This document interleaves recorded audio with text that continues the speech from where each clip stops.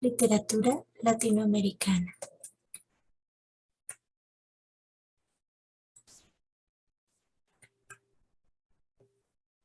Época precolombina. Video 1. Literatura aborigen. En la época precolombina hubo grandes civilizaciones, mayas, aztecas, incas. Eh,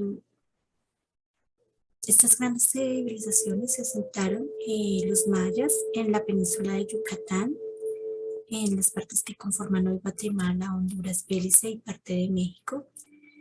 El asentamiento azteca fue en el Valle de México y el inca fue en parte de los países de Ecuador, Perú, Bolivia, Chile, parte de Argentina. Hubo unas culturas preincas que fueron las culturas de Chavín, de Paracas, cultura de los Andes centrales, de Nazca, Mochica y Chimú. De las culturas del Valle de México están la Olmeca, Tolteca y Azteca. Y confluyen dos culturas, la maya y tolteca, formando las culturas de quiché y cachiquel, que son culturas que dominaban la lengua náhuatl. Estas grandes civilizaciones tenían una jerarquía social muy similar entre todas las culturas. Había un gran jefe supremo o emperador en todas, que tenía conexión con dioses o tenían un origen divino. Después, con respecto a los incas, hay una realeza que son los hijos del inca, y las primeras generaciones de cada inca, y la nobleza, que parte es nobleza de, de sangre, que son restantes miembros familiares del inca. En los aztecas y los mayas, pues la nobleza está formada por los sacerdotes, jefes administrativos, y en los aztecas por los jefes militares. En los mayas ya pues el pueblo está formado por los guerreros, los comerciantes, al igual que los aztecas, y también los incas, que también el pueblo pues está conformado por campesinos, por artesanos. En todos hay esclavos que son indígenas que cayeron prisioneros en las guerras y pues son dados, tienen ese estatus social como esclavos. Algunos pues son sacrificados, algunos prisioneros son sacrificados en rituales, en sacrificios a los dioses. Las culturas precolombinas en Colombia tenemos acá la distribución de las diferentes culturas según su ubicación geográfica. Están los tairones de la Sierra Nevada de Santa Marta, que se comunicaban con otros pueblos a través de caminos. Están los muiscas, que son del altiplano cundiboyacense, con dos confederaciones, el Zipa y el Saque. Los quimbayas, que son del eje cafetero. Los zenús, que son de Sucre y Córdoba, trabajaban el oro, eran alfareros. Y de Tumaco están los manglares del Pacífico. Dentro de la identidad precolombina tenemos que las culturas tenían un panteón, eran politeístas, creían en muchos dioses, y esos dioses estaban asociados con la naturaleza, con los poderes cósmicos. Eh, Tenemos, por ejemplo, el dios maya de la muerte y del inframundo, que es el dios Ashprush dentro de los mayas, también asociado a la guerra y los sacrificios humanos. Casi en todas las culturas indígenas tenían pues a un dios del inframundo, de la muerte. Aquí, por ejemplo, tenemos el dios estos dioses comparten características similares, uno es de los mayas y el otro es de los aztecas. En el de los mayas se llama Gucumas y en el de los aztecas Quetzalcóatl. Los dos son pues serpientes emplumadas. Pues representan la totalidad del universo, son tienen muchas características especiales estos dos seres, divinidades mitológicas. Los aztecas es el dios del viento también. Tenemos el dios del sol de los incas, el dios inca Viracocha, que surge de las aguas del lago Titicaca para crear el cielo y la tierra. Está Pachamama, dios del fuego y terremotos. Y tenemos acá el dios azteca Huitzilopochtli, que que nació de la madre tierra, y según él, pues, o sea, se embarazó, la mamá se embarazó con una bola de plumas que cayó del cielo. Y, eh, y pues sus hermanos, sus 400 hermanos, para pues, ocultar como esta deshonra, decidieron ejecutarlo, pero él terminó matando a sus hermanos, y envió la cabeza de uno de ellos, de Cochatzalcuitl, al cielo, convirtiéndolo en la luna.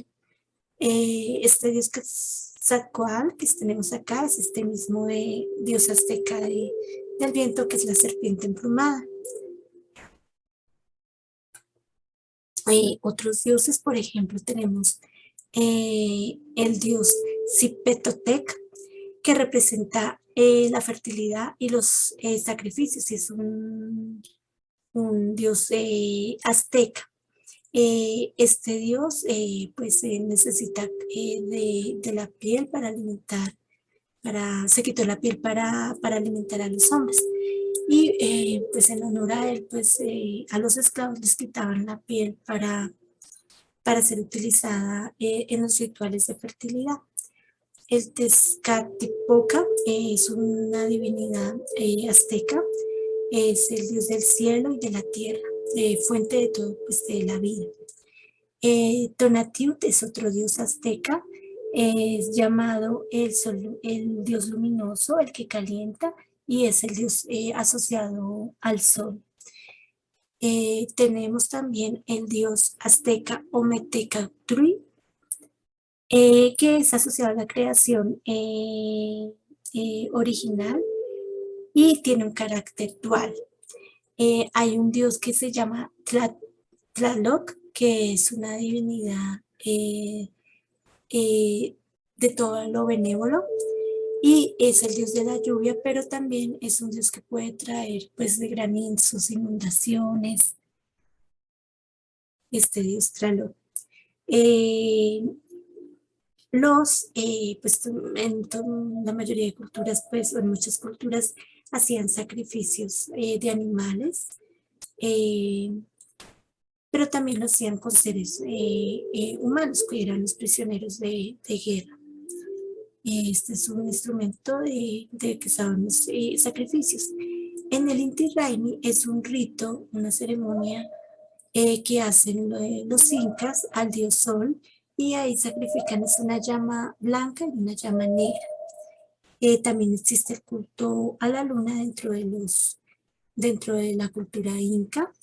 Y el Viracocha es este dios que es una divinidad inca. Y también ellos adoran a las estrellas, las constelaciones, las pleyadas, que eran representaciones divinas y objetos de culto. Ellos están en muchas culturas precolombinas, están asociadas a la guerra, sobre todo las grandes civilizaciones como las de Mesoamérica, eh, tenían las guerras floridas, que era en esas guerras que eran programadas por ellos mismos, para que los que perdían pues fueran sacrificados, pero para ellos el sacrificio era un honor, o sea, era un honor eh, ser sacrificado para los dioses, porque llegaban al cielo, pensaban que llegaban al cielo, a la divinidad del sol, que era custodio del paraíso, y eran recibidos con honores. Cuando llegaron los españoles, pues vemos que hay una diferencia muy marcada en las armas que utilizaron. Vemos que los españoles utilizaron ballestas, tenían esta protección, tenían los caballos y los perros, los cuales les tenían mucho miedo a los indígenas. Dentro de la identidad precolombina tenemos que ellos creen en la vida después de la muerte, hacen rituales, funerales, ceremonias de la fertilidad. Eh, ellos en esta creencia de vida después de la muerte, a las personas de mayor rango pues son enterradas con muchos objetos, incluso con personas, niños, animales, eran con comida. eh, pues hacían unas ceremonias especiales con estas personas. Ellos también practicaban el juego de la pelota eh, y este era un juego, una ceremonia que cuando era un rito ceremonial, entonces cuando lo hacían de esta forma, los que perdían pues eran sacrificados. Eh, a veces lo hacían por diversión. Sus ceremonias, sus festividades están relacionados también con el ciclo vital, con las cosechas y la siembra que se relaciona con los astros. Tenían muchos conocimientos en astronomía. Estas grandes civilizaciones tuvieron una gran arquitectura en, en pirámides. Por ejemplo, los mayas construyeron con sus conocimientos astronómicos una pirámide que cuando en el momento del año que coincidía el sol con una de sus puertas, comenzaba el equinoccio de primavera y marcaba el inicio de una nueva estación. Están los aztecas también, está la ciudad principal de ellos, que es Tenochtitlán. Dentro de las culturas incas está Machu Picchu, las líneas de Nazca, y este es un centro ceremonial de Calasasaya, de la cultura Tiahuanaco en Bolivia. Dentro de la identidad precolombina tenemos que ellos se encargaron de la alfarería, también de la orfebrería, con joyas, objetos preciosos, estatuillas. Hicieron también cerámica con figuras antropomórficas, con animales. Tenían el arte plumario, hacían también trabajo con conchas, piedras semipreciosas, con máscaras. Y todo esto representaba su visión del mundo, su cosmovisión. Tenían una agricultura tecnificada. Por ejemplo, los aztecas se desarrollaron islas flotantes, que era una forma de utilizar el agua de los lagos para surtirlas con agua los cultivos. Y pues ahí también tenían sus viviendas. Por ejemplo, dentro de los incas se hicieron eh, terrazas de siembra. Hacían intercambio de productos eh, y utilizaban pues una agricultura tecnificada, ganadería también con las vicuñas, las llamas. La visión del mundo es una visión mítica. Hay una conexión con los astros, la naturaleza. También, por ejemplo, buscaban señales por ejemplo, para fundar los aztecas, para fundar su Tenochtitlán, ellos su ciudad principal. Entonces, ellos pedían una señal y vieron a un águila posada sobre un cactus que se estaba comiendo una serpiente. Lo inusual de la visión pues, les hizo creer que ese era el punto en el que tenían que fundar su reino. Acá, por ejemplo, tenemos un mito de los incas en el cómo se creó el Cusco. Ellos, según la leyenda, el sol dio vida a los primeros mortales y en un sitio donde habían 3 cuevas. De los 2 primeros salieron unas etnias que fueron, digamos, aniquiladas. Quedaron los hermanos Ayar, que era de la tercera cueva, pero también solamente sobrevivió una pareja de hermanos que fueron los que crearon Cusco. también ellos asocian mucho lo que son siembras, cosechas, las festividades con un calendario que tiene que ver con los astros, con con el sol. Acá tenemos cómo se desarrolla la visión del mundo, cómo se fundamenta según, como la visión mítica del mundo, según sus creencias, cómo se vuelve fundamento para la creación de sus leyes, de sus formas de actuar, de convivir. Esto es un video de las voces de las montañas sagradas del pueblo Arhuaco y nos muestra sus creencias, cómo era el principio el mundo, y es como un tema también de la creación desde la visión cristiana. Entonces vamos a ver cómo esta visión del mundo para ellos también es fundamento de vida y de comunidad para ellos.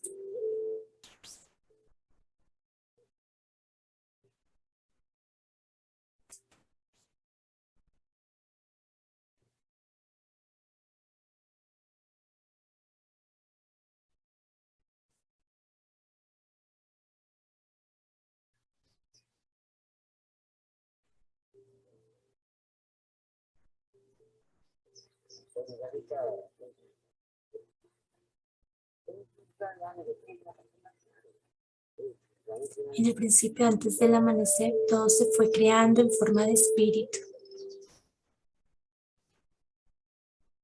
Solo existían espíritus, aún no existía el aire.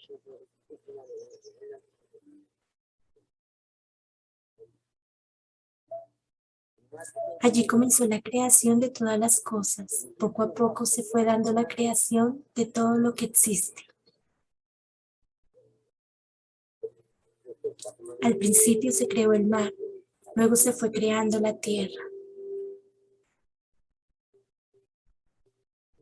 Allí se crearon las primeras montañas y ese equilibrio nos marca la forma en la que podemos convivir en armonía. Y desde allí parte nuestra visión.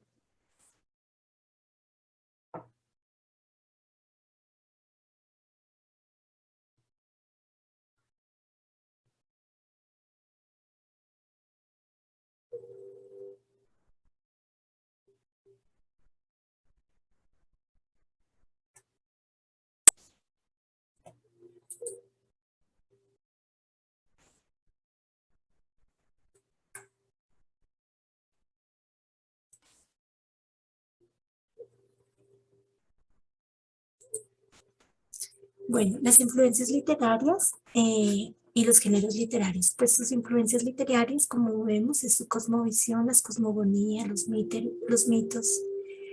Hay unos géneros asociados a la poesía quechua del Imperio incaico, perdón. Son géneros poéticos muy relacionados con la música. Está el Haiji, que es triunfo militar de la cosecha, y culto religioso, el Wawaki, que son ritos colectivos acompañados con música, el Harawai, que es una canción elegíaca, el Wainui Kashwat, que es danza, Huanca, que es elegía, Arawai, que es poema humorístico, y Taki, que es canción.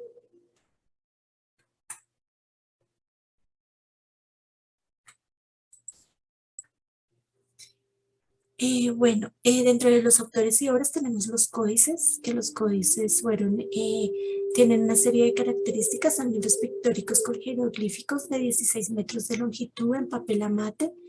Las páginas están en forma de acordeón, como lo vemos acá. Tapas de cuero grueso se guardaban en un templo. Eh, Eran los escribas los que eran entrenados para ello en la lengua, en la poesía, en la historia, en los mitos y en las leyes del pueblo, pues para hacer estas obras que eran los códices. El único pueblo precolombino que tuvo sistema de escritura fue el maya. Y en los códices pues hablan sobre la organización social, económica, política, sobre sus creencias, sobre los dioses. Algunos códices fueron hechos en la época de la conquista, de la posconquista, por eso se ven letras acá. El Popol Vuh es otra obra, es el libro de los quichés del pueblo maya guatemaltecos, la Biblia de los hijos del maíz. Tiene dos ejes la historia, la historia es de Huanapú y Isbalaque y de los dioses, de la creación de los hombres y del mundo, del diluvio que fue dado porque los hombres hechos, por ejemplo, los hombres hechos de barro, no creían en los dioses o no los adoraban, no tenían entendimiento, entonces los deshicieron y al final quedaron los hombres hechos de maíz. Eh, Trata de hechos mágicos, de la creación de las tribus del quiché. El fray Francisco Jiménez lo tradujo del quiché al castellano. Acá tenemos el preámbulo del Popol Vuh, lo cual quiere decir que fue escrito después de la conquista. Dice así: esto lo describiremos ya dentro de la ley de Dios, en el cristianismo. Lo sacaremos a la luz porque ya no se ve el Popol Vuh, así llamado, donde se veía claramente la venida del otro lado del mar, la narración de nuestra oscuridad, y se veía claramente la vida. Otros autores y obras son, por ejemplo, los Anales de los Cachiqueles, escrito por dos indígenas guatemaltecos, Francisco Díaz y Francisco Hernández, y se basan en las historias orales de sus abuelos sobre la mitología que les contaban sus abuelos. La segunda parte trata sobre la barbarie española. El Chilán Balán es jaguar y Chilán es sacerdote en lengua maya, y fue escrito en jeroglíficos por un sacerdote yucateco y fue después transcrito al castellano. Trata de temas religiosos, médicos, astrológicos, y se cree que son herméticos. Está también la poesía azteca, donde se narra pues como la guerra mística. Es una poesía quechua del Tahuantinsuyo. También hay una literatura náhuatl, que son de estas dos culturas quiché y cachiquel. Y está la poesía tolteca, que habla sobre la belleza, la moral, el afinamiento del corazón. La poesía nahual trata de temas religiosos, sentimientos humanos. Está la leyenda del Yurupari, que es un mito religioso agrícola. Es un ceremonial iniciático para los jóvenes.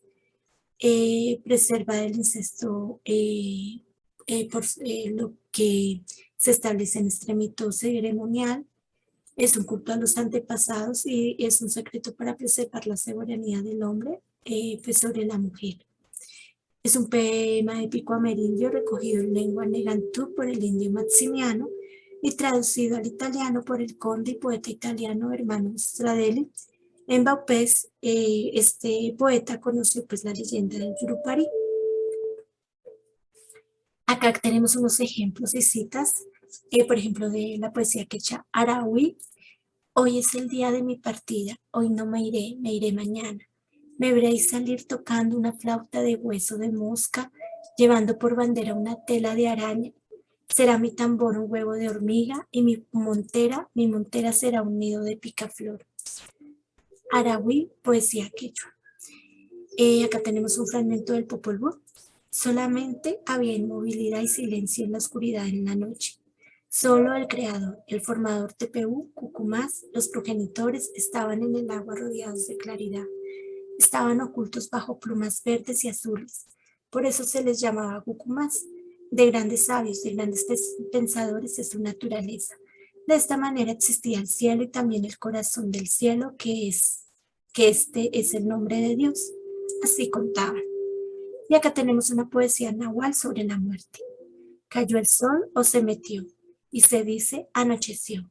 Quiere decir ya está viejo, envejeció. Y quiere decir ya no tiene ni anverso ni reverso. Está tan viejo como si estuviera muerto. Gracias.